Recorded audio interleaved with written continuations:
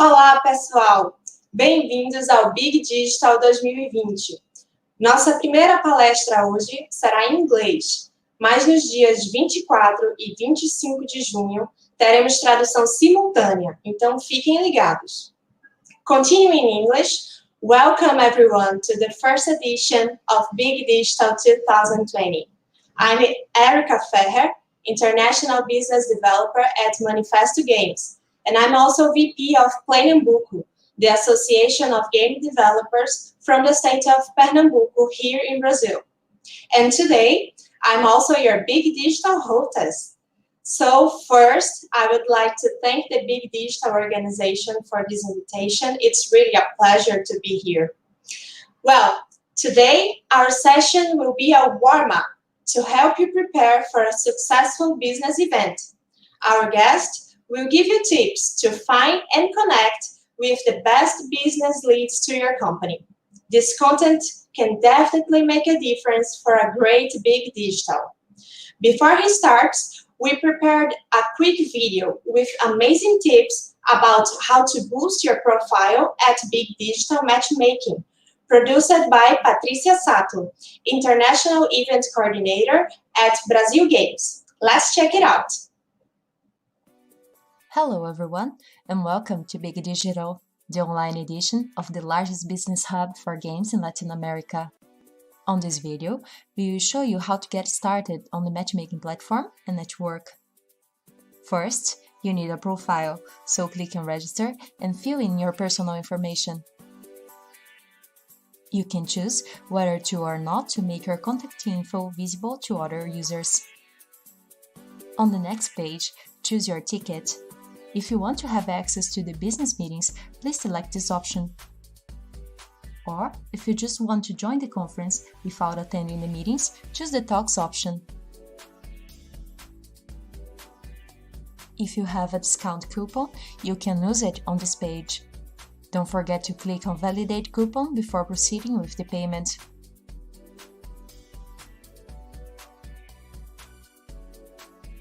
Here, you set your company information.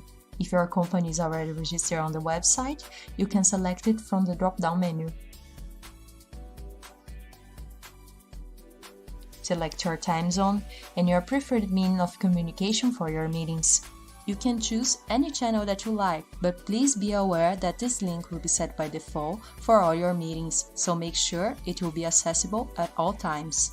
You can edit this link later in the menu Edit User on the dashboard. Also, if you already have an account of a past edition of Big Festival, you can just log in and then click on Get Access to the Business Rounds to proceed directly to the ticket selection page. This is your dashboard. Here, you have access to your company and personal information, and also an overview of your meetings and messages. You can also submit products and services to your company page so others may see what you are up to. Now, let's schedule a meeting. You can search companies by their area, type of product, or name. Check other companies' pages to see more information, and once you find a company you should like to meet, you can send an invite. Select the users you want to invite and select the time slot for your meeting. As this is an online event, remember to check the time zone of your contact as well.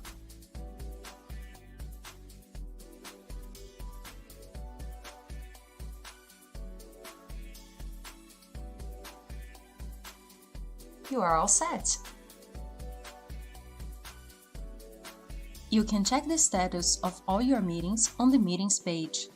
Here, you can also make changes to your meetings if necessary, including the time, date, and the meeting link. On the calendar, you can block time slots for when you know you'll be busy and don't want to receive any meetings. For example, if you want more time to talk with a contact, just block the time next to your meeting. On the Messages page, you can see what others have sent to you and start conversations with other users. That's all for today. Join us now and start your Big Digital experience. Nice networking! Remember everyone, if you want to share notes and questions during this session, please feel free to use the Facebook or the YouTube chats. For now, take your seats and enjoy the session. Without further delay, let's welcome to the Big Digital stage Jay Powell from the Powell Group with the session Finding and Pitching the Right Publisher for Your Game. Good evening, everybody, and welcome. So, yes, we've got the event coming up for the next 5 days, and we're going to go through in the next hour and show you how to find the right publisher, what you need to do to pitch them, how do you find the right person to talk to, everything you need to know about finding the right publisher for your game. So, we actually have a lot to go through. Let's get rolling here. So, we have a list of publishers that you can get from our site or from the folks at Big, and it literally lists 750 publishers that are in the industry. You can do this very same thing with all the publishers that are there in the meeting system too. So ideally, either way, you're going to be starting with a list of some sort. You know, it's going to be a spreadsheet, XLS, no, that is a spreadsheet, some sort of file. So you're going to have initially the name of the company, their website. You might have some contact information, but for the sake of argument and for the sake of this demonstration, we're going to say all you know is here's the publisher and here's their website. So you've got to figure out of all these people that are at the conference and all these people in the world anyway, who do you need to meet with?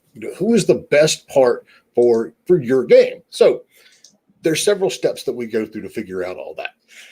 First thing that we're going to do is look at platform. We've got primarily these days PC, console, mobile. VR games are going to fall under PC, a little bit of console. And the truth is, a lot of the publishers these days that are publishing for PC are also publishing for console. So you're good to go on either side. We usually pitch one to the other to one. You want to make sure you cover all your bases. So the first step is going to be narrowing it down based on the platform. But here's what we're going to go through today. So we've got how to narrow that list down to your target group, how you're going to be able to research these publishers based on their past work and expertise, how to find the best people who are there, the ones that you need to talk to, not just any employee, the best ones for you, what you need to put in that pitch package or that intro that you send through the Big system, and how to follow up and close the deal, which is obviously, the important part. So the first thing that you're going to need, and anyone who's doing business in the industry, you truthfully need a CRM system, customer resource management. It's a big database, basically. There are plenty of people who will tell you that you can manage your outreach and your business through a spreadsheet. And yes, technically you can. I don't recommend it. There are a lot of very affordable CRMs out there right now. You can get them for as much as free, but you need to go and do some research. And there's too many options to go through today. But what I will recommend is here's what you need to look for. And if you just go on Google and search for small business CRM, you're going to get a page of ads and a whole bunch of links that you can sort through. Your CRM solution needs to be able to hold at least 1,000 contacts. And that sounds like a lot, but it's really not. Our firm's database is somewhere around 30,000 contacts at this point. But that's 20 years of data that we've been growing. But you're going to need at least 1,000. You need to have the ability to remind you to follow up, have a tag system for sorting these contacts. And ideally, you want some sort of email open tracking. So if someone's looked at your site or looked at your email. The most famous, most recognized CRM solution is probably Salesforce. And it's the one I would recommend you not getting. It's extremely robust. It's extremely expensive, but it's built for companies with hundreds of salespeople out there running around and doing things and trying to keep coordinated. As an independent developer, you're going to have one, maybe two people doing this sort of thing. Some of the CRMs like HubSpot actually integrate with their marketing. So you may have your community manager or your marketing person, social media in there as well. But typically you're not going to need more than 1 or 2 seats, of the CRM. Everyone in the office, everyone on the team doesn't need to have access to it. They just need to be able to, contact and keep track for the business folks. So the first thing you're going to do when you've got that CRM, all of them have some sort of import template, and you need to download that, look at how it's laid out, and you may have to do a little tweaking in your CRM to get started. But at the bare minimum, you're going to have a column. It's going to be a spreadsheet. You'll have a column for company, contact name, email address, website, maybe address. Address is a little less important for us in the industry because we do everything digitally anyway. But you want to be able to take that template and bring the list that you're starting with over initially and fill it in. So when you do that, you're still going to have a whole lot of columns that are, open. One of the ones that we always make sure we have is the tags. And internally at the Powell Group, we tag companies based on platform, genre, all of that kind of good stuff. So we can narrow it down. That way we know what publishers are good at what. So the bare minimum, you're going to have all their contact information. So hopefully you're going to import that list to your import template, but you're still going to be missing who to talk to, and how good they are. How do they review? Are they a good fit? So initially, populate it out with website, the platforms. This is all going to be empty to start with, but we're going to show you how to fill it out. Platforms, genres, their social media accounts, and the people that are going to be there. And we are going to do some Q&A after this, by the way. So if you have questions, we're going to take care of that. So the first step, as you're getting ready to import this stuff, and we do the narrow down part of this before we do the massive, import, because there's a lot of stuff that you're going to learn while you're researching these companies that actually need to go in that database. And it's easier to put them in there at the beginning than it is down at the end. So what are we going to do to find that target group out of 750 some publishers? So the Steam is a good one, obviously. SteamSpy, we use App Annie, iTunes, and Google Play for mobile. We used to use Metacritic a lot for console games, and truthfully, you still can. But given the amount of stuff coming in, all of these indie games just simply aren't getting reviewed at the rate that Metacritic used to do it. So when it comes to the AAA stuff, and even a lot of the AAA games, yes, they're in there, but Metacritic isn't one anymore that we use for our own research. So you've got it narrowed down, by platform. We're going to hypothetically create a PC atmospheric adventure game. So genre experience, that's the next part. You need to figure out who's good at what. And so how do you do that? So let's hop over to Steam real quick, and we're just going to look. So here's an example from my buddies over at Akupara. Here's their latest release back in September. It's an atmospheric indie game. And like I said, so our hypothetical company is creating an atmospheric game too. This is the easiest place to start. You want to go on Steam for PC anyway. We'll get to mobile in a minute. For PC and console, Steam and SteamSpy are the easiest places to get this information.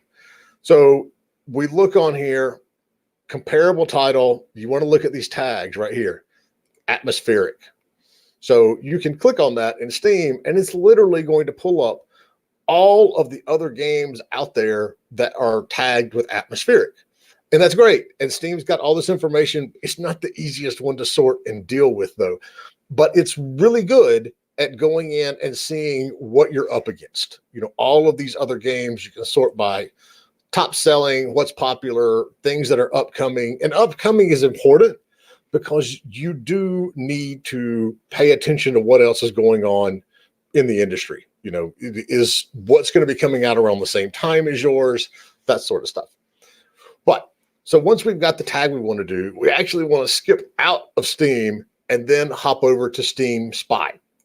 Now, just as a heads up, I've got a Patreon subscription to SteamSpy. So there may be data in here that you don't see with a normal subscription, but it's worth it. The $5 or $10 that I pay a month to get access to some of the more advanced things. So here we pulled up Mutazion. I never can pronounce this game. We pulled up the game on SteamSpy. So here we see the very same thing: adventure genre, indie genre. Here's the develop. Here's the publisher. So we know Akupara at least publishes games like this. So if we click on, or if we look by atmospheric, let me do that. And I've already got these pages pulled up, so we don't have to wait for everything to load and all that kind of good stuff. If you go into SteamSpy over here on tags and you hit the down button, basically, atmospheric's right there. So we can pull it up. These are all the games in SteamSpy that are tagged atmospheric. So the first thing that you want to do is look at release date, sort by release date, because games that launched even 2 years ago are irrelevant when it comes to, the sake of the research and figuring out what's going on. If this was spread out a little further, we'd be able to see a column for developer and publisher. And SteamSpy is a little iffy about this sometimes. Sometimes it pops up, sometimes it doesn't, but I'll show you why it doesn't matter in just a minute. So here are all the games that are coming out later this year that are atmospheric. You can do this with any genre, any tag that's in Steam. And if you scroll down here to the bottom, when you do this on your own, it's going to take a few minutes to load, because as you can see, there are over 4,000 games in SteamSpy that are tagged like this. But you can hit this button, download it. You get your spreadsheet, all the stuff, that a CSV file that you can use for sorting and all that kind of good stuff. It's all right there. So you can sort by what they have. But what you want to find at the end of the day are all the publishers that are publishing the genre that you're in. And so that's where sometimes it's a little better if the publisher pops up there, but it's not right now, but it's not that big a deal. For, argument's sake, not for argument's sake, one thing to keep in mind, the way that you determine who the publishers are is the developer in the column and the publisher should be two different companies. The same company, it's a developer that's self-publishing. It's the ones that you see that are two different companies that are the key in all of this.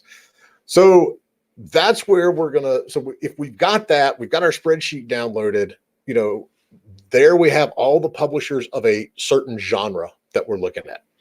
So that's going to be good for the moment. Now, App Annie, when we're looking at mobile, App Annie does virtually the very same thing. You can come in and you're going to need an account with App Annie to do this, but they're free. So you can see I don't pay. There's a whole lot of stuff that's locked over here on the side. But for the sake of doing your research and finding the publishers that you need to talk to, go to your top charts, and then you can sort by country, overall, all apps. So we're going to say US overall. No, we don't want that. We want games. Oh, missed the button there. Bear with me. Games. And then this subsection that come out. Now, they don't have all the tags that Steam does, but we're just going to go with adventure games. This is going to show you all of the top adventure games in the region on the device that you do. And this is all fully sortable, and you can go through this as well. This will keep going as long as I keep scrolling. I think it goes to the top 500. Yeah, 100 rows, 5 pages. Again, this is what you're going to want to look at, and you want to find these publishers in here who are creating games that are published with the same genre. All right. So here's the thing about genre. If you're sending out a strategy game, for example, you want to make sure that you're not only going to publishers who create strategy games, but you're also going to what we call genre adjacent publishers. So this is going to be strategy games, but then RPGs and simulations, think in your head of, okay, a player that plays XCOM. What else do they play? They probably play a little bit of, RPGs, and my brain is like completely zoning out on one of them right now. Witcher. They probably play The Witcher. They might even play things like Skylines. You can tell just using your own experience as a gamer. I mean, put yourself in that shoes. This is the game I like. What do I also play? That's how you figure out the adjacent genres to go to. So with that, it's just whether you're using App Annie or you're using SteamSpy, just make sure you're going through and picking up all of it. And I'll show you a little trick that I learned just this week on how this happens. So just to make things even more confusing, I've switched games now, but I needed something that had a whole lot of sales in there to do this. So we are still in the atmospheric range, but we're looking at Sunless Sea, for example. So it's like, all right, so how do I find what other things people might play? Well, one, right here in the genre, adventure, indie, RPG. So there's a couple of tags in there to start with. But then you go right here, beautiful little button, says related. This shows you what owners of Sunless Sea also own. And apparently 82% of them own Borderlands 2.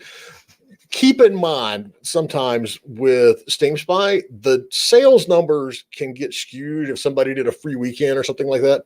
We're not looking for exact sales data here. We're looking for trends. We're looking for ideas. So Terraria, great example. Portal, Payday, Don't Starve, another good example. So then at that point, you hit this little X analysis button, and I already did it. Apparently I didn't. Thought I did. All right, so let's do it. Analysis of Don't Starve and Sunless Seas. So we click on X analysis. What this is going to show you is all kinds of like detailed data on, look, this is how the Venn diagram overlaps, and this is some of the stats on it. But what you want to find is how big that original correlation is. How many people of Sunless Sea played these other games, and that's what you have right here. And you can even search if you know in your head that, okay, here's a particular game that I think is good. Let's look at here. So XCOM. So of the owners of Sunless Sea, 61% of them own XCOM. So that would lead you to believe if you have an atmospheric, Lovecraftian tactical strategy game, you've got a market for it. And now and you can put that in your pitch deck, and the publisher can't argue with data. That's the beauty of data. It doesn't lie unless you're playing around with it on the front end anyway. But that's what you want. You want to be able to go to that publisher and say, look, here's our game, and this is why we think people are going to buy it. And we're not just saying that because we're the developers and we made it and we love it. We're saying that because we actually did the research on this. So anyway, that's so we've got genre experience, we've got platform. Now we've got to take a few steps back and go back to how we're narrowing this list down. So the next comes from budget. And budget's a little tougher to figure out. Some of the platforms at some conferences you'll go to, when they have the publishers going through and saying what they're looking for, they'll have a budget range. A lot of times they don't. And a lot of times you kind of have to start guessing and using a bit of deduction to figure it out. In general, if it's an indie publisher, aside from, you've got the big ones like Devolver, and then you've got this whole spectrum of other ones. But usually you're going to want to be in that 200 to 500 range, but that's hundreds of thousands of dollars. Sorry. But you've got publishers who only want to invest $50,000. You've got some that are willing to invest $2 million. There's not a good place to go to right now and pull that data. So it's something that you're going to have to keep track of. We do it in our CRM through our tag system. So when we go through and we're sorting and we're trying to figure out which publishers to send a game from our clients to, we can go in and say, we need a publisher who does PC games, strategy genre, and who funds games in the $750,000 range. And our system will tell us that. It does that because, we've been doing this for a very long time. And don't be afraid when you're talking to publishers. Don't just ask them. And I know it sounds crazy, but just say, look, this is what the budget for our game is. What is your comfort range for, funding a title? And occasionally you're going to get that publisher that says, oh, we'll look at anything. And so you kind of got to put them on the spot. And you say, well, so if our budget's $2 million, you want to take a look at it? And that's when they'll go, well, no, we prefer things in the $400,000 range or the $200,000 range. Throw an example out there when you're talking to them. And that will typically narrow it down really quickly because they don't want to waste their time looking at stuff they can't afford. You don't want to waste your time pitching them stuff that they can't afford. So the budget range, it's going to come with a lot of experience conversation with the publishers, but that's something you've got to keep in mind. And you can also, if you just think through it, if a publisher is releasing games that are from $15 to $30 US, then they're typically not going to be funding multi-million-dollar projects. That sort of thing you have to just keep in mind. And that's why I said, you're not only going to go to the publishers who are absolutely a fit for what you're doing. You got to kind of spread it out a little bit because you don't know. Right now, we are fortunate in the game industry that, we're seeing a lot of revenue come in. So we have publishers who have more money to spend than they normally do. So what does that mean? They're funding bigger titles, they're funding more titles, and they're funding titles in genres or platforms that they don't normally do. We're seeing more and more publishers start looking at VR. 2 years ago, I couldn't have sold a VR project if I had wanted to because everybody was like, I don't know, it's there's not really proven, there's not a lot of headsets. Well, 1 million people have played Half-Life Alyx. So Valve themselves have proven that there's a market for this. So keep that in mind. And that's why you always have to go a little bit outside the exact range of who you're looking for. And you want to go to folks who may be interested because it never hurts to ask. You just don't need to go to the people who are just like absolutely, positively never going to fund this title. All right. Like I said, if you got questions, we're going to be doing a Q&A after this. So just keep it in mind and we'll get to it shortly. So, all right. I'm just checking my time here. So when you're doing your research, you're looking for data, you're looking for red flags. And red flags are the warning systems in games. And that's what you have to be careful of. Every publisher out there is going to have some sort of red flag. There is no perfect publisher anywhere on the market. I can go ahead and tell you, if you come to me and say, this is the most well-received, most loved publisher ever, give me 5 minutes with Google and Reddit, and I will find you someone who has had a bad experience with them in some way, shape, or form. But that's true with all of us. I've been doing this 22 years. I've burned some bridges along the way. To my credit, the most of them I haven't, and we still have really good relationships with everybody. But, there are always going to be red flags. You just want to make sure that those red flags don't start looking like a golf course. That's when you're going to have a problem. So when you're looking at all the data, the red flags, so here are the things that you want to look for. What business model do they focus on? Do they do free-to-play games? Do they do premium subscription games? Because the type of marketing that publisher does is just as, varied based on that as it is with the genre and the platform that they're doing. So do they publish games that are similar to yours?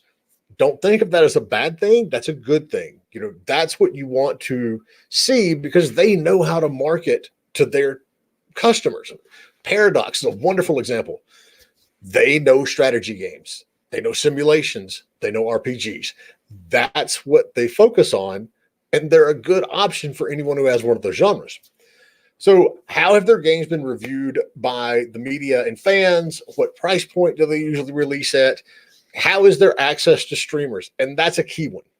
So you obviously don't want to go with a publisher who consistently releases games that get, 50% happiness and bad reviews. Not everything is going to be, scored in the 90s overall. But, if somebody is continually releasing projects that are, sub that, you need to be a little bit wary of it. What price point do they release at? And all of this stuff is in SteamSpy. Let me pull up our SteamSpy cheat sheet again. And not that one. You can go through and say, all right, let's find one of these. Well, here, this is going to be a big one because it's 2K. So if we look at 2K on here, let me open this up a little bit bigger. This is going to show us, what their games have released at over the years. Like I said, flip it back up to the stuff that's coming out now or has come out in the last year. So you can see their range of pricing. Take-Two or 2K is usually releasing $40, $50, $60. Some of these that are a little lower on here, they're older titles that came out, several months ago. But most of their new releases are going to be, right like this. Chimera Squad, a little bit different because it's kind of a spin-off expansion pack, but I could have easily seen them releasing that at $30. But here you got Borderlands VR. They're typically going to be releasing in that higher bracket. Now, here are the score ranks that they get. And there was a whole lot of drama around WWE 2K20 this year, so it's got a low one. But SteamSpy is going to give you at least some idea of where their games typically launch. It's a little harder to get a hold of because, like I said, there aren't as many options out there for Metacritic and things like that anymore. But with a little bit of Google researching, you can absolutely see, who the publishers are that are releasing games that review well and who's not. And SteamSpy will tell you the very same thing on price point. You'll have a good idea of, who's doing what. Now, if you're on the mobile side, let's flip back over here to App Annie. So if we go back to where we were originally, and we're going to look at, the adventure games. Here you go. Free, paid. It's that easy. That's the difference. Now, for the most part, and I had this come up this week with a developer that I was speaking with, and they're creating a independent game that's free to play. It is very, very hard to do that, and especially to self-publish it. Now, with the growth of Apple Arcade, Google Pay Pass, there are companies that can come in and sometimes they'll fund the development of a premium game. 9 times out of 10, what we see in premium games on mobile are ports. So you look at almost all of these, they are some sort of port or variation thereof. Most of the time, it's going to be a free game. Now, that's important because those are 2 drastically different ways of marketing games. And so the number of publishers that do them both well is very limited, if not limited to none. So you've got to keep that in mind.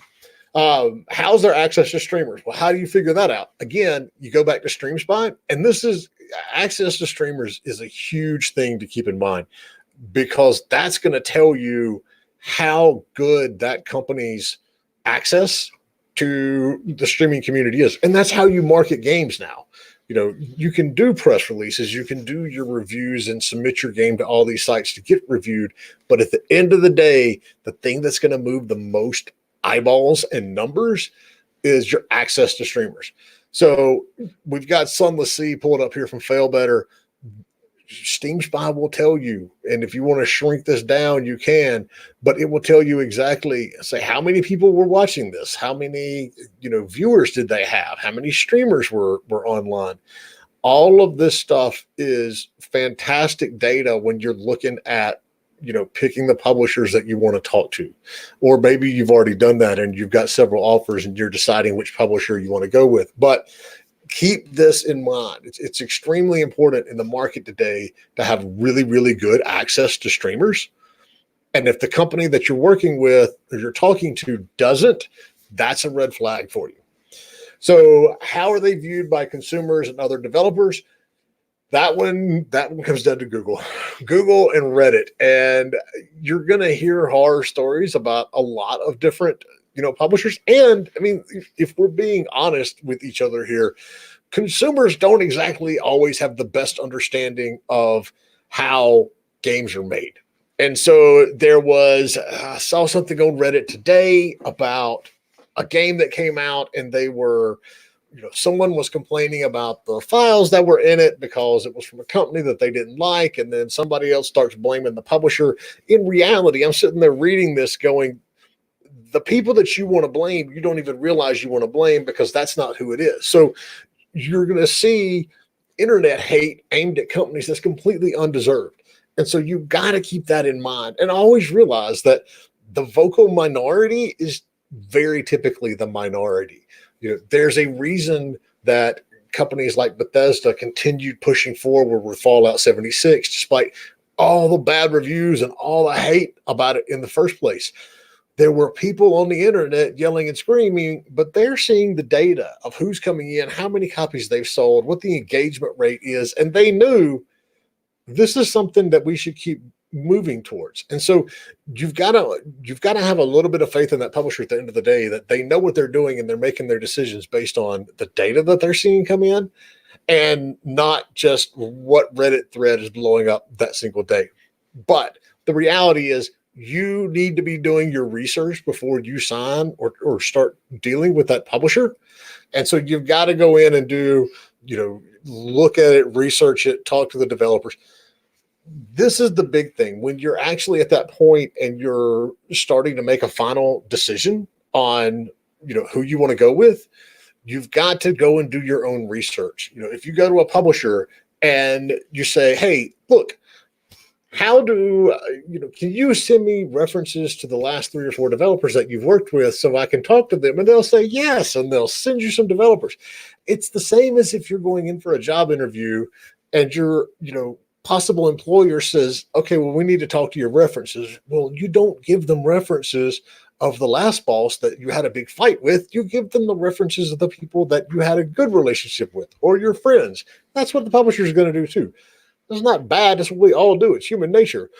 You need to take it upon yourself to go and talk to all the developers, or at least a good subsection of them, and ask, it's like, how were they to work with? Which producer did you have? How responsive were they? You can't just simply rely on, the face value of any of this stuff. You got to make sure you're talking to the right people and doing your own research. Okay, so we've narrowed it down to our publishers. We have a good idea of who we want to send it to. So for the conference, it's easy. You can just pull it up, search for them in the system, and they're right there. You send your little presentation in your email over and ask for what's going on and see if you can get a meeting. But let's say hypothetically, we're not at the conference. To find the best people to talk to, you're going to use LinkedIn, a site called hunter.io, another one called Mail Tester, and then social media and Discord. Discord is a fantastic business resource and networking, and a lot of people don't take care of it. A lot of people don't use it that way. So LinkedIn is the first one. And I realize that a lot of folks in the industry, they only look at LinkedIn because they have to find a job. But I guarantee you that any publisher that you're talking to is going to be looking for you on there, because it also shows legitimacy and they can see what you've done in the past. So LinkedIn is not just a finding a job tool. It's a wonderful business to business tool. So we're going to cheat, and we're going to talk about, my buddy over at Acapara again. So let's say that we've got Acapara. We've got our game. We know they're going to be a good partner for it. They're not at the conference. How do we figure out who to talk to? So go on LinkedIn, go to Acapara. And I highly suggest, if you don't have a LinkedIn account, set one up for yourself, fill out your profile, and also fill one out for the company. Have a company listing on LinkedIn. It doesn't have to be super robust, but it needs to be there. And it needs to show, because like I said, it shows legitimacy. So we're going to go over here, click people. It's going to show me all the people on LinkedIn that work at Akupara. So who are you looking for? You're looking for C-level executives, CEO, COO, CMO, your tech person, probably not as much, your marketing person, possibly, but C-level executive. So here I found David. He's the CEO. He's probably a good choice. The other ones are going to be executive producers or anybody in BD, because typically they're going out and trying to find, new titles as well. So here we go. If we go all the way back to our spreadsheet that I told you we were still filling out, even though we were going through all this other stuff. Now, beside Akupara, we can put David Logan, CEO, Jared Yeager, executive producer, Matthew Smith, senior BD. And so you've got more options in there. So now you know who it is, but how do you figure out, how do you get in touch with them, basically? So, it's obvious. If you're on LinkedIn, you can send them a message, ask them to connect, that sort of stuff. But for the sake of argument, it's like a demonstration. We're going to say we don't really have that option. So the next little secret tool that we use, it's a site called hunter.io. And you're still going to need an account, but it doesn't cost anything. So you're going to be setting up a free account. Hunter.io doesn't do anything illegal. You're not hacking into anything. You're not, pulling somebody's data out that's not supposed to be accessed. Hunter just goes out there and scrapes public websites and finds email addresses related to, whatever the URL is. So you go into Hunter and you say, I want to go and look for Akupara. We'll see Akupara Games already pops up. There's 6 results. Let's hit that. There's David's email address. So you can use this to find the right people that you want to talk to. Now, in the event that this didn't come up, or it all comes back with team, support, careers, info at, these generic ones, this part is key right here. It will tell you the most common patterns for email addresses at a specific company. Now, there's all kinds of variations. We've all been doing this long enough. We know the basic, email addresses that everybody use, unless, it's Konami. In that case, don't even try. But if you're interested, Google up why Konami email addresses are like what they are. You go to another little site that we use called Mail Tester. It has apparently gotten popular lately because it's absolutely chock full of ads. But the good news is it works. So when you go to Mail Tester, what you're basically doing is pinging their server to see if an email address exists. So we're pretending that we didn't find David's email address a second ago. We're going to say, okay, so let me think, maybe, Hunter said it was first name plus the URL. So we're going to go David at akuparagames.com. We're going to tell them that we're not a robot, because we're not. And then we'll go check the address. So when you use Mail Tester, it's pinging the server, and so you're going to get one of a couple of different, answers. It's either going to be green and green, which means, yes, we found the server, and yes, that address exists on it. You're going to get green and yellow, which basically means the server's there. So you got the, URL right, but the other one may be there. It may not. The other answer you're going to get is like, it's all red. It's like, you didn't get anything right. So if this email address doesn't work, then you just kind of have to play with it a little bit. And so use the different variations that we all know. First name dot last name, first initial, last name, first name dot last name initial. All these common email threads that, usually are used. And so those are typically going to yield you the right email address. And so then you go back to your spreadsheet and you drop that email address in there next to David's name. Put their Twitter, Facebook, Instagram, those are options for getting a hold of companies. They're not always as good as, as email, but there are options. I know me personally, I'm horrible at Twitter. I use it every now and then, but I'm not great at it. I'm not on Facebook that much unless I am, we do our podcast there. But if I'm not doing company stuff, I'm not on there a lot. The easiest way to get me is always LinkedIn, email, and Discord. If you're not using Discord for, business, you need to take a look at it. So first off, every publisher out there is going to have a Discord server because that's how they're engaging their community at this point. And so if you look, and once again, I'll pick on David over here, Akupara.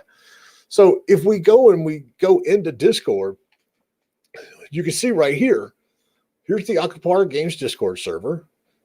Look up here at the top, it's either going to be the folks at the very top who have admin or staff or whatever. But look, right there it is. He's online right now. We can all cyber stalk him. David, if you're watching, sorry about that. But this is a great way to, get to know people, engage in that publisher's community. If you don't see the person that you're looking for on there, typically if you send a note to the staff or the admins, then you say, hey, look, I'm Jay. We've got this game coming up that we think we'd like to work with Akupara on, and we want to know who to submit it to. They're going to point you in the right direction. Part of what they have the Discord server for is to not only engage their community, but also to find new titles to launch. So don't discount Discord in any way, shape, or form as a business development tool, because it's actually fantastic about it. All right, so I'm just checking to see our questions that are popping in. So I'm gonna count on Erica to fill those in for me in a little bit when we're done. But we're getting towards the end. We're almost there. We've almost figured out who we're working with. So next, you got your pitch deck, and so this is always the big one, and it's something that when you're submitting, your messages to at the conference this week, I would absolutely include it. Build your pitch deck, put it on Dropbox or Google or whatever cloud-based storage that you have. Go to Bitly or just create a short URL and send it to them, because that is so key. I know from my experience as a publisher and just working with developers all the time anyway, if you send me a message that says, hey, look, here's our game, here's a link to the Steam page, and then here's a link to the pitch deck, and I can just quickly go through and look at that pitch deck, that saves me a ton of time, and it's going to save you a lot of time, because you're not going to end up meeting with publishers who, aren't a good fit for you in the first place. So we want to, at the end of the day, have a deck that's ideally somewhere between 10, 15, slides. Don't send a 20-some slide deck. Nobody wants to read it. They'll get to slide like 13 and then realize there's a lot left, and their eyes will glaze over and they're done with it. So first off, who you are, game image, logo for the game, and the team. Keep it simple, eye-catching. That's your title page, for lack of a better word. Then do an overview, but just the basics. This is our genre, platform, target audience, monetization model, and have 3 to 6 features in there as bullet points. The important thing let me get my cursor off there. The important thing to keep in mind is understanding the difference between a feature and a unique selling point. So the next slide is going to be your unique selling points, and these are what makes your game unique. And yeah, in the industry today, it's nearly impossible to have something that's completely unique. But as an example, post-apocalyptic setting, that's a feature. That's not something that's unique. If we look at Fortnite, dropping 100 people onto an island these days, having them fight over weapons and gear and battle to the death as a storm/plague/whatever comes in and slowly, that's not a unique selling point anymore. There's a whole genre of those. They're called battle royale games. The ability to build buildings and ramps and all of this other stuff that you do while you're in the game, that's your unique selling point. That's the thing that nobody else is doing. Or if someone's doing, they're not doing, a lot of. Years ago, Volition came out, they had a first-person shooter based on the Command and Conquer universe. Well, yeah, first-person shooters are everywhere. Running around and creating a first-person shooter isn't a unique selling point. But in theirs, you can blow up the walls. So if you had to get through to a place, you could absolutely destroy the environment. That's a unique selling point. You have to look at things, like I said, they're not going to be 100% unique. Somebody out there is going to be doing something similar. But it's things that separate you and make your game different from the rest of the genre. Another good example when we're looking at unique selling points and your elevator pitch, so to speak, and this is going to show my age, but we're in North Carolina. So we used to be very close to Red Storm. And 20 years ago, we go to this local, meetup for developers and people in the game industry. And they sit down and they're like, hey, we got this great game. And I'm like, all right, so what is it? And they're saying, well, it's a shooter, it's a squad based. And I've been playing Counter-Strike for however long. And I was like, okay, well, that's not that unique. And they said, but before you go in and you do the level, you have to lay out the tactical plan. And I was like, whoa, that's unique. So it's things like that. I mean, you're going to have the features that make you similar to other games in your genre, but your unique selling points are those things that make you stand out, not only from other games, but from other games in the genre. So then do a story or background overview. Keep it simple. If you even go to the Steam pages for things like Skyrim, Divinity, all of these massive RPGs that have, tons of lore built into them, they don't have all that on the sales page. It's pretty simple. A few paragraphs, that sort of thing. That's what you want to do. You want to explain why this is engaging, why, people are going to want to play in this world, but you don't need to go into, the deep dive on the history of the race relations between the dwarves and the elves for the last 1,200 years. Save that for the game. Save that for follow-ups. This is your initial pitch deck. Don't worry about that stuff. So then you want to do a trailer or a gameplay video. And this is key because there's a lot of publishers out there who are only going to look at a gameplay video real quick and get a good sense of it. And that's going to be happening to your games this week. That's what they want to see initially. I saw a publisher last week said they looked at 90 some games across the, number of digital conferences that are out there and the number of submissions that they're getting now that everything's gone, online, and said, you got to be able to make yours stand out. It doesn't need to be 20 minutes long. It should be less than 5 minutes long. But you want to have a really good trailer or a really good gameplay video that shows off the cool stuff first. Don't spend the first 30 seconds of your gameplay video on a slow intro into your logo. No one cares. Show them the good stuff, the cool stuff first. And then at the end, go, oh, by the way, we made this. But keep it short, 5 minutes. And if you don't have a good one, a good way to get one is to go to some of the influencers that are out there on the market anyway, especially some of the, smaller ones that are up and coming. Offer them some money, offer them free keys, talk to them and say, hey, look, we need a good gameplay video. Can you help us? Because at the end of the day, streamers are, their job is to keep people engaged. They're going to keep people excited. They're going to know, how to talk about it in ways that get people to stay and keep watching them. Don't overlook streamers as a good opportunity and a good way to get some, good gameplay video out of this stuff. So then you're going to go on to concept art and screenshots. Again, keep it simple. You don't want more than 1 or 2 slides tops for each one of these, but make sure they're varied, different colors, different environments, different characters. On your screenshots, make sure you show the UI around the game because that's very important. And despite what you may hear when someone will go, oh, well, publishers want to see the gameplay. They're not really worried about the visual.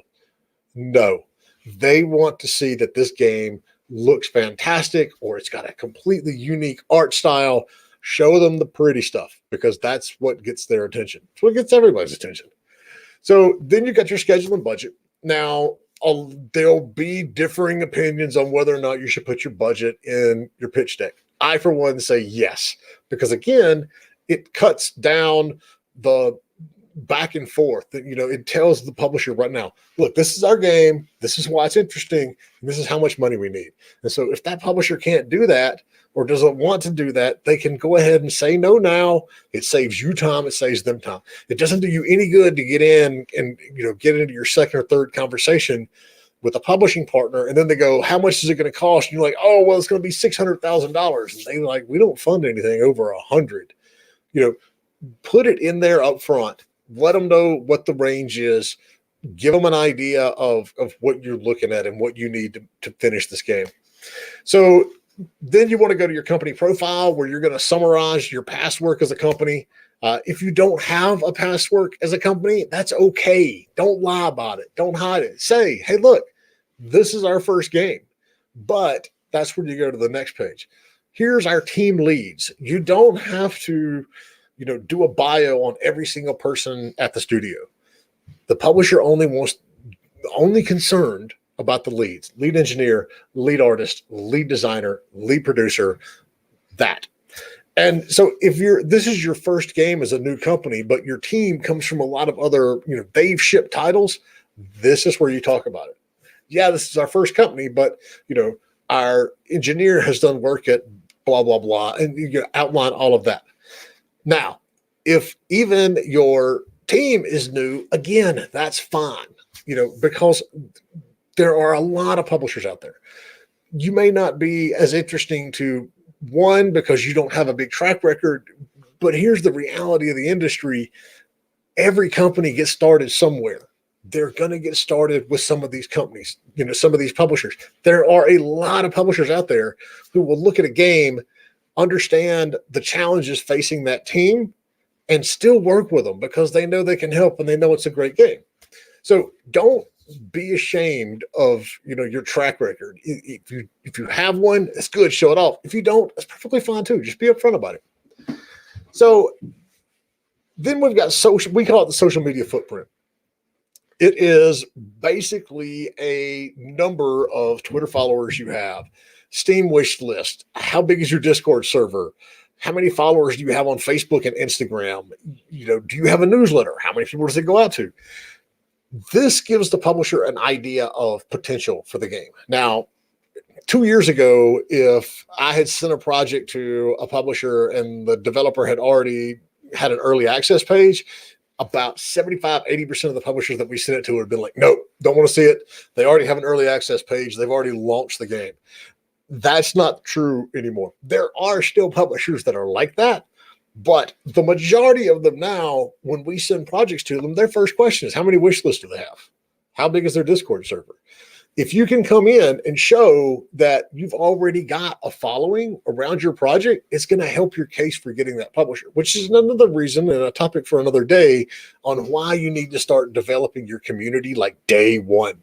I have developers that come to us and say, so when should we start talking about our game? And I'm like, the minute you have a screenshot. The minute you have something engaging to show, that's when you start your community. Because having that community behind your game, be it on Reddit, Discord, Twitter, Facebook, wherever, is going to help you get a publisher. And then finally, your contact information. This is like the no-brainer part. Your website, your email address, this is where you can reach me. Here's my availability during the conference, all of that kind of good stuff. They need to know how to get a hold of somebody who can talk to them. And again, 10 to 15 slides. Keep this simple. Don't overwhelm somebody with a 30 slide deck. 10 to 15 slides, 20 at tops. All right. So following up, we're almost done. Following up, and this is where it's key in your CRM. So you've taken all this data that we've got, you've dumped it in your CRM and you've imported it. And so now you're sending out your pitch decks to folks. It's important the minute you send it out to put all these CRMs will have a place where you can follow up. And so that's what you want to do. So send it out, set a follow-up for 1 week later. And so that's when you want to send them an email and say, hey, look, listen, I sent you our game last week and I haven't heard back from you. We'll see if you had a chance to see it. The amount of games that publishers are looking at these days is ridiculous. So by following up, not only do you kind of jog their memory if they saw it and they set it to the side, your email might not have come through. It might have got caught in a spam filter. Or maybe it came through, but then it got, accidentally minimized and filed away, and the publisher just simply forgot about it. The number of deals and interest that I've got over the last 20, 25 years by simply following up is tremendous, because sometimes people just forget, and that's the way the world works. So our rule is 1 week. So you send it out, follow up a week later.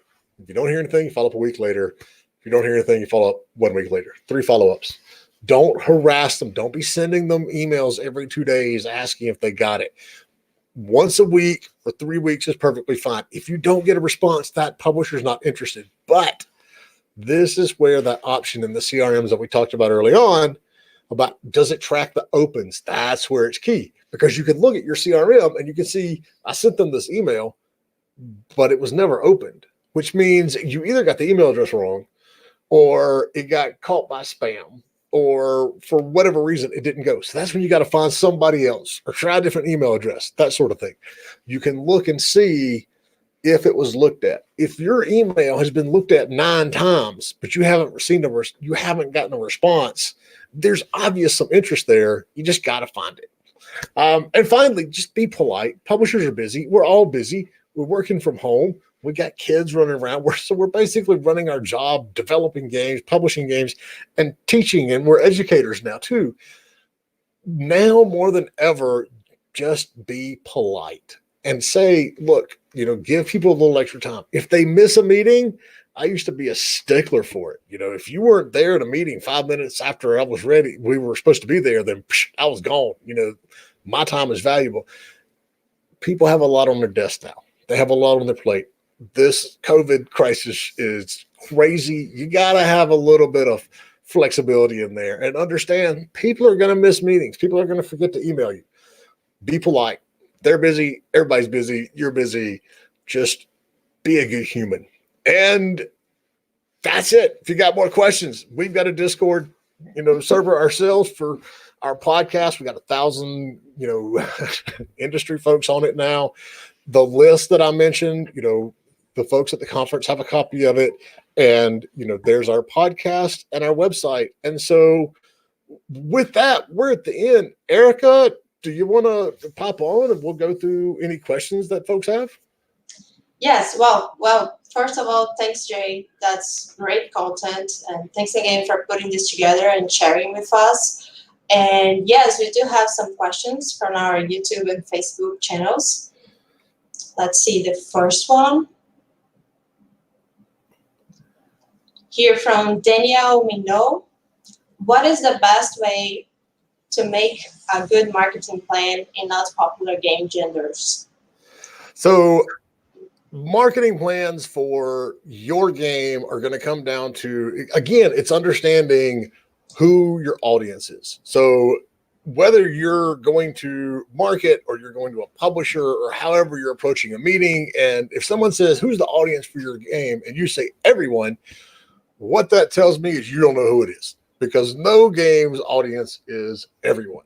So the first thing that you've got to figure out is, who is playing your game. And the fancy marketing term for that is finding your user persona. But it basically means how old are they? Where do they live? What do they enjoy?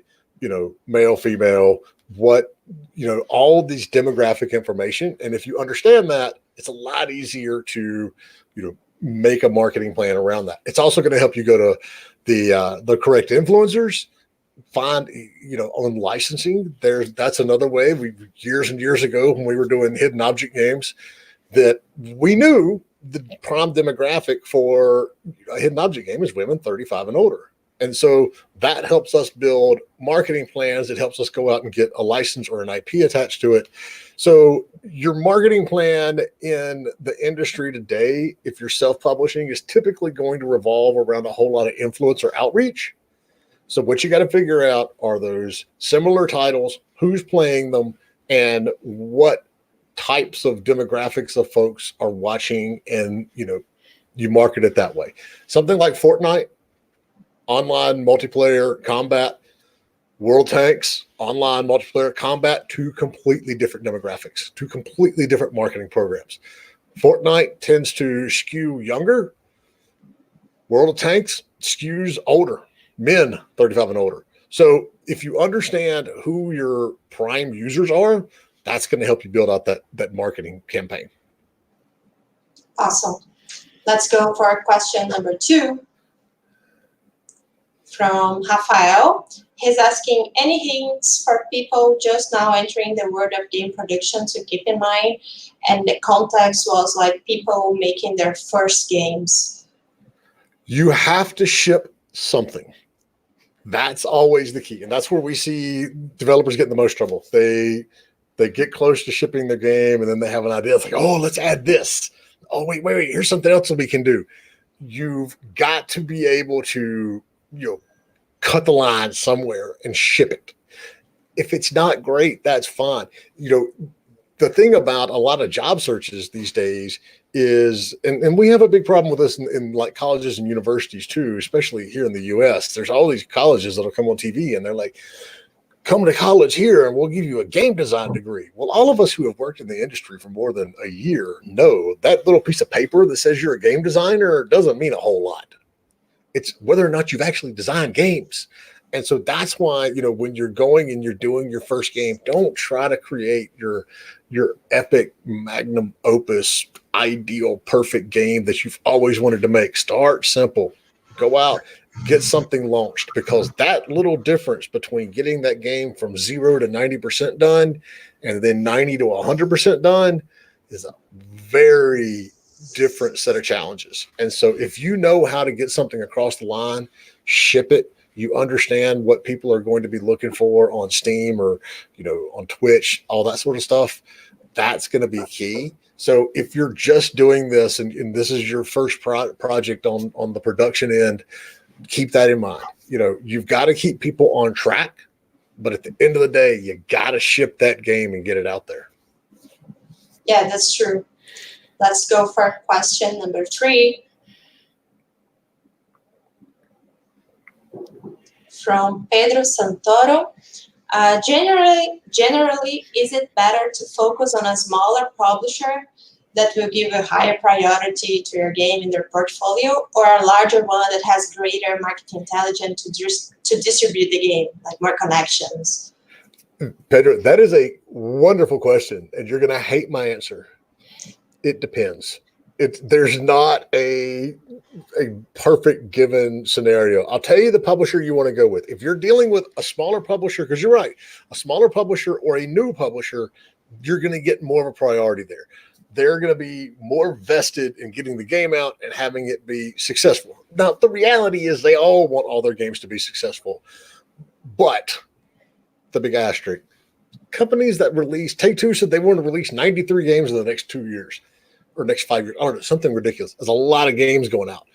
For years, the entire industry has been predicated on, okay, we're going to launch 10 games and one of them is going to be successful enough to cover all the money we lost on the other 9.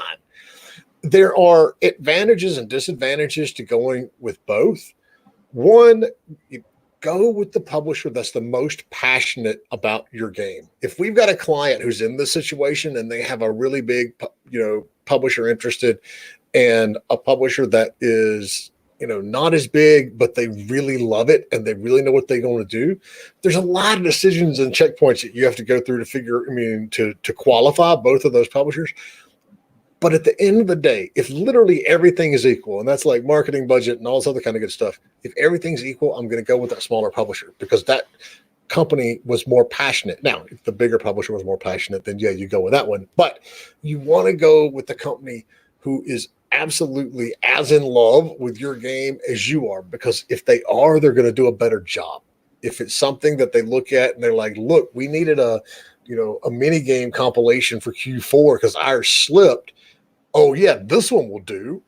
Yeah, I mean, one, if it's the only deal on the table, take it. But I'm always going to lean more heavily to the publisher who is the most passionate and the most excited about my game, whether it's the big one or the small one. Yeah, I agree with you. And I also like that during the lecture you said, ask people that have worked with that publisher. Yes. I think that's sometimes Brazilians are too close, don't like to ask like business details or business deals or how it was. But I think the game industry is very open to that and we should take advantage of that. Yeah, I mean, the key that you want to, when you're asking those questions, you want to look and see who your producer was or who that company's producer was. And the reality is people change jobs in this industry a lot.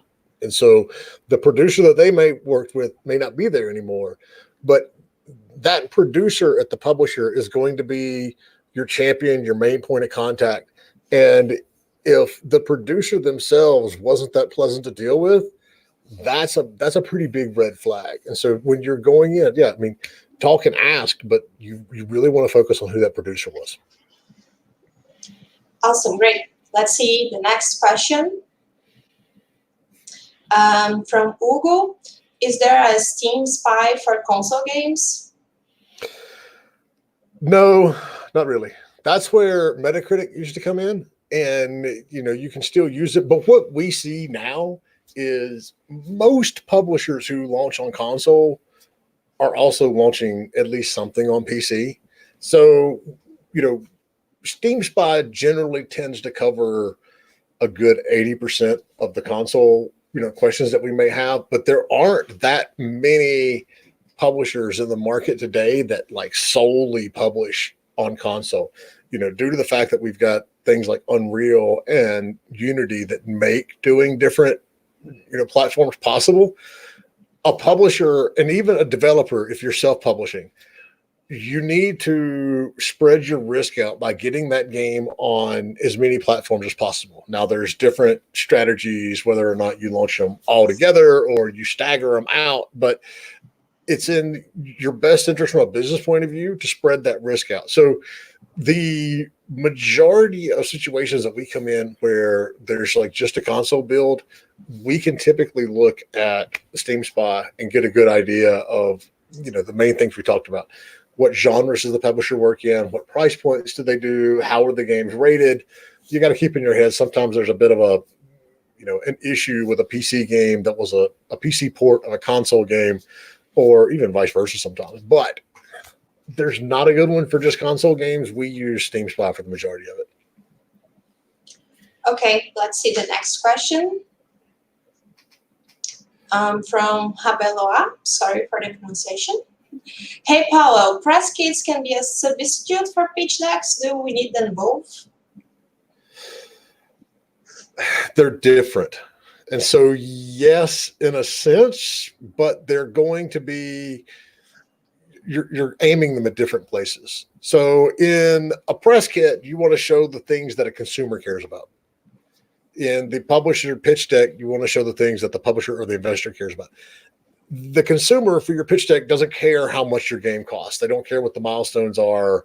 A lot of the same stuff is going to be used. You're still going to need to focus on price point, console, or genre, platform, summary, good set of features, good set of unique selling points, and some pretty pictures and video. So a lot of it is the same, but they are targeted at two completely different audiences. One of them is primarily a business tool, and the other one is primarily a marketing tool. So you do need both, but not going to be a ton of difference between them. But yeah, you do need both. But for reaching out to a publisher, you would say work first on the pitch deck? Yes. The thing to keep in mind, and this is going to help you a lot with any publisher, part of your job when you're dealing with your producer or the publisher in general is to make their job easier. If you can make their job easier by saying, look, we know our game better than anybody else. Here's the unique selling points. Here are the prettiest pictures. Here's the trailer that shows all the coolest stuff in the end game type thing. That's helpful. They may not use it all because they're going to come at it from a different point of view. They're going to be like, okay, so players right now are really looking for this part of a game and you have it in there. So we're going to focus on this. But the more data, the more info, the more stuff you can give them along the lines of, that publisher deck that's going to make their job easier. It's going to work out well for both of you. And especially in the early stages when you may have submitted to a publisher or to an acquisitions person and they have to turn around and present at a green light meeting. And so it's important that you understand how these decisions are made. And so that person you submitted to, chances are they are not the one that goes yes or no at the end of the day. They've got to talk to other people and convince this green light committee that this is the game we need to go for. So the more you can give them in that sense, the better off you're going to be. And that's where, the pitch deck and that the press kit to a little bit of an extent is going to factor in. So it's all about making that other person's job easier. Great. Well, let's see. Next question. It's from João Vitor. When I go to a publisher to publish my game, I lose my copyright? Oh, yeah. This is the one where you go, you need an attorney. Because copyright trademark laws are completely different in every other country. So I'm not a lawyer, so one, don't listen to me. But even copyright laws here in the US are going to be different than, what's in Brazil, what's in Europe, what's in Asia. You don't automatically lose your copyright. It depends on who filed it and a whole lot of legal questions. So that's one you definitely need to ask an attorney in your country, because they're going to know better than I will. Okay, and we have time for one last question now from Alexis. Hi, Jay. Any CRM recommendations for a small indie company? So we use Nutshell. The primary reason we use Nutshell is because I've been using it for 10 years and it does everything that we need to do. I know developers who use Sugar CRM. HubSpot has a good one. The good thing about HubSpot is they have a ton of marketing tools in general. So especially if you're self-publishing, that's a good one to look at, because it integrates with everything else that they do. If you come from a bigger company and you have dealt with Salesforce in the past, Zoho has a very affordable CRM that I actually used for several years before we switched to Nutshell, and it almost mirrors Salesforce, or at least it did at the time. So there's a lot of different options. Just look at the one that fits you best, in terms of what the payment, how much it costs and what you get for it and that sort of stuff. But, like I said, Nutshell is what we use, but then Sugar, HubSpot, Zoho are all good ones as well. And I'm sure there's another half dozen that I'm missing and don't even know about. Yeah, okay. We have a time for one more question. I was just told. It's from Hastor Labs Game Studio. So should your pitch deck be focused on just one game, or can you present more than one game on a pitch deck? What recommendations do you have? One game per deck. If you can, this is tricky. You can put two games in a deck, but you're basically just jamming them together. So that's a situation where, if you have a 25-page deck, but that covers two games, that's fine. But it's a matter of whether or not both games are applicable to that publisher. What I would do is have a deck for each one, and then a deck together, and that way you can pick and choose. Another thing that is pretty easy to do, and this is when we're going out and pitching various games or what have you, everybody's going to have a little bit of different of what they want to see and what they like. And so we will typically create this gigantic deck of 30, 40 slides, but then we can go through and just hide slides that aren't applicable to whoever we're sending it to. And that's going to create a smaller, because you want to PDF it anyway. You don't want to send a PowerPoint deck because they're huge. Once you get it to where you want it to get it, put it in a PDF and send it. But you have the option of make that giant deck. Just don't send everybody the giant deck. Hide the slides that you don't need for that particular publisher or that particular use that you've got. PDF that, send it off. So it's typically one per deck, but again, it depends. Yeah, I'd say when you go to a conference like big, you should have one or two different presentations. And when you start the conversation, you get the feeling of what that person wants to see, and then you choose what you're going to show, right? Exactly. Also, well, we had many questions today. Thanks everyone for participating. Unfortunately, we don't have the time to answer all of you, but don't forget, Jay will participate in the big business meetings, and you can send him a meeting request there and discuss any other topics you may have. Big Digital will be on June 22nd to the 26th. It will be 5 days of business meetings and amazing sessions about the gaming industry. The sessions are for free and will happen on June 24th and 25th. Check it out at bigfestival.online.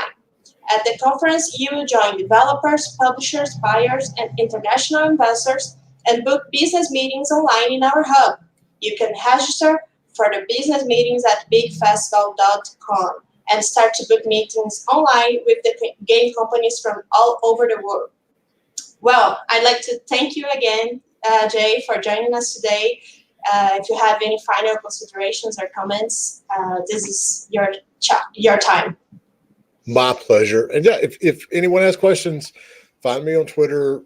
Well, I'll try to answer you on Twitter, but our Discord's a wonderful way to find me. And I'm going to be at the show. And so if you want to schedule simply a mentoring session with me, at the show, do it. Send me an invite. If I get swamped, I'll follow up with you after, and I'll still talk to you. So yeah, we're here to help. Awesome. Well, everybody, do not forget Big Digital 2020 from June 22nd to June 26th. We'll see you there. Bye, everybody. Bye. Bye, Jay.